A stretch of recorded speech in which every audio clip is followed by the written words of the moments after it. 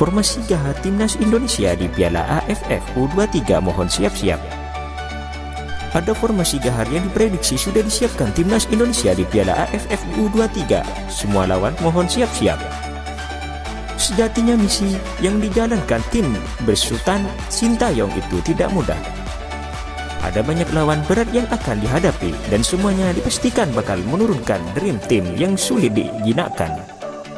Timnas Indonesia bergabung di grup B Piala AFF U23 2022. Pasukan Garuda Muda bakal bersaing dengan Malaysia, Laos, dan Myanmar pada turnamen yang digelar di Kamboja 14-26 Februari 2022. Di sisi lain, timnas Indonesia juga sudah berbenah. Ada banyak racikan rahasia yang diprediksi bakal dihadirkan di Kamboja Februari 2022. Pelatih Sintayong memang tak akan menggunakan pemain yang berkarir di luar negeri. Artinya timnas Indonesia tak bisa menggunakan jasa Witan Sulaiman Asnawi Mangkualam, Elkan Bagot, dan Egy Maulana Fikri. Padahal dari segi usia nama-nama tadi masih bisa tampil di Piala AFF U23. Tapi Sintayong juga menyimpan banyak amunisi. Pemain yang dipanggil dari negeri sendiri juga punya kualitas mumpuni.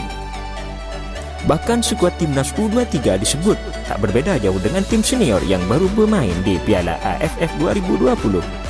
Lantas bakal seperti apa formasi timnas Indonesia di Piala AFF U23 2022? Berikut perkiraan formasi gahar timnas U23 khas pelatih Sintayong.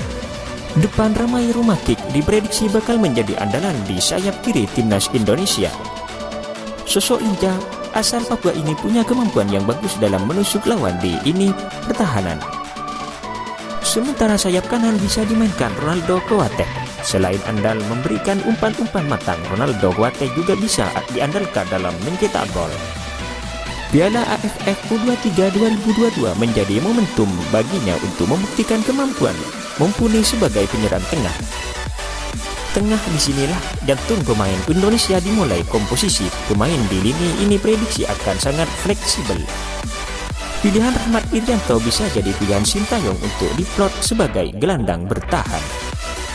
Bicara pengalaman, tentu Rahmat Irianto tak perlu diragukan lagi. Adapun Marcelino Ferdinand layak dicoba sebagai motor serangan di lini tengah.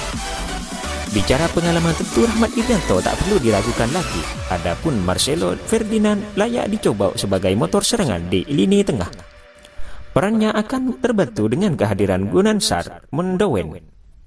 Keduanya bakal berperan memberikan serangan ke lini depan sekaligus menjaga ritme permainan.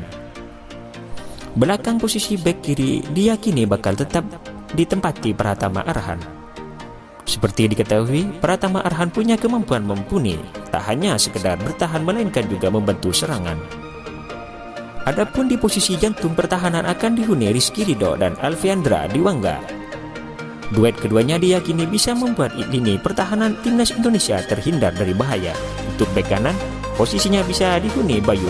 Bayu bakal menggantikan Asnawi Mangkualam yang diprediksi bakal absen pada Piala AFF U23 2022 karena harus membela klubnya di leg kedua.